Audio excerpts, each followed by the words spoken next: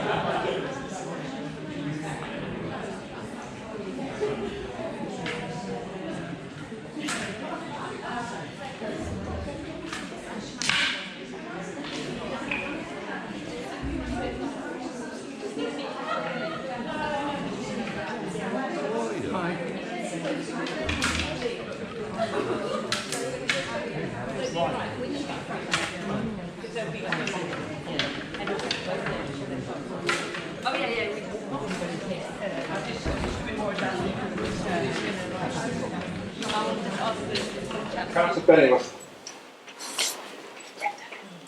Thank you, Chairman. Councillors, on the outside world, my job, unlikely as it may seem, is an international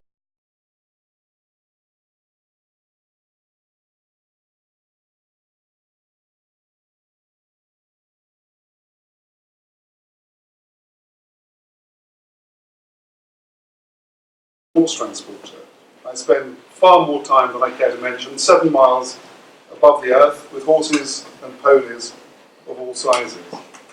I load them onto the aircraft, look after them in transit, and then hopefully, all being well, deliver them safely to their destination.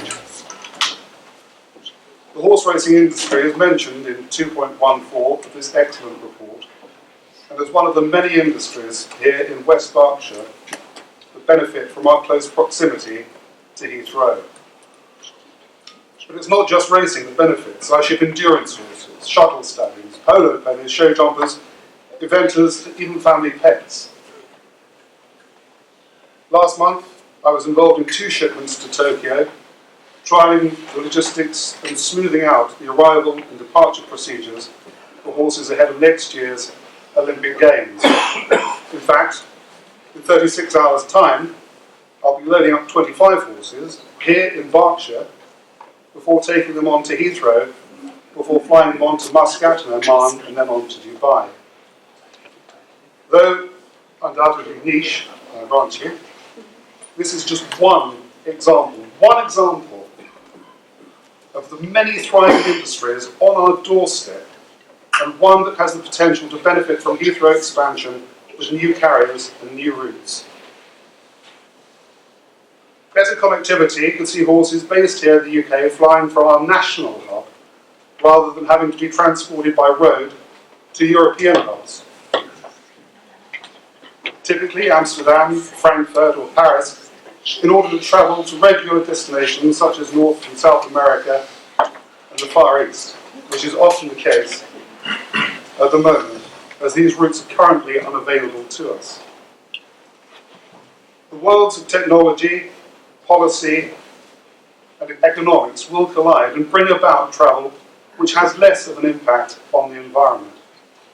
As Councillor James Cole mentioned in his speech, he and I recently visited fuel cell systems based in my own town of Hungerford and learned how they are working with the airport not only to reduce the carbon emissions of airside vehicles but to replace them with electric power plants.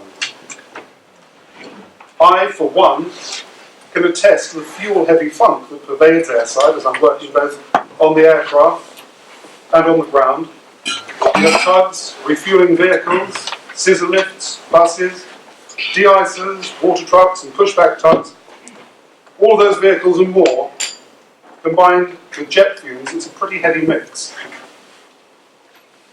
But new technologies can and will improve both the immediate working and wider environment with cleaner, greener equipment, more efficient jet engines and less polluting fuel. A third runway will unquestionably increase and improve this country's connectivity. It will drive the investment, provide employment and, crucially, generate the revenue needed to pay for our country's ambitious plans to achieve a carbon neutral status. I support the development of our most important airport and support the motion before us this evening. Councillor Walters. Chairman, a point of order, if I may. Just quickly, I'm pretty sure the council said he's to benefit if the Heathrow expansion goes ahead. Is that not a declaration that should have been made at the beginning of the meeting? There was no mention of it before. Can I say thank you very much for that? I'll be benefiting, or I benefit already. It doesn't matter if I travel to Paris, to Frankfurt, to Amsterdam, to Heathrow.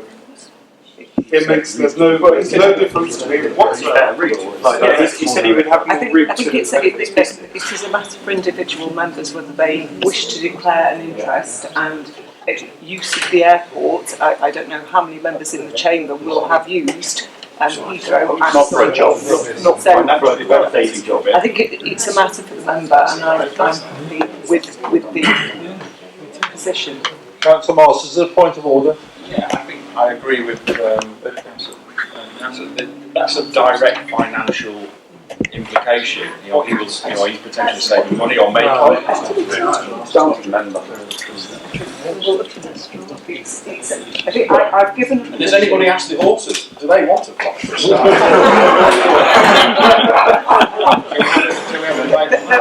There has been a point of order raised, and I've given a view that it is clearly a matter for the member to declare an interest, and whether that amounts to a personal or an other registrable interest. And I think that the member has stated that it doesn't make a difference, and whether it's the way in which it was phrased, rather than it being an interest that needs to be declared under the Code of Conduct, which would preclude a member from taking part. So I think it's the manner in which it was phrased. Chairman, if I may, please, also listed in my declaration of interests as I sign on to the council, at the start of this council, it was clearly listed, my employment status was clearly listed there.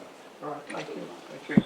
Right, I have ready to speak. Sorry, Again, part of this point of order. Sorry, yeah, on that point of order, Mr. Chairman, I think many members of the Chamber actually travel on business through Heathrow, and I certainly do as part of my job, so I wouldn't necessarily feel that it's necessary to declare that as a declaration of interest. Thank you. Councillor Walters. Thank you, Chairman. So several members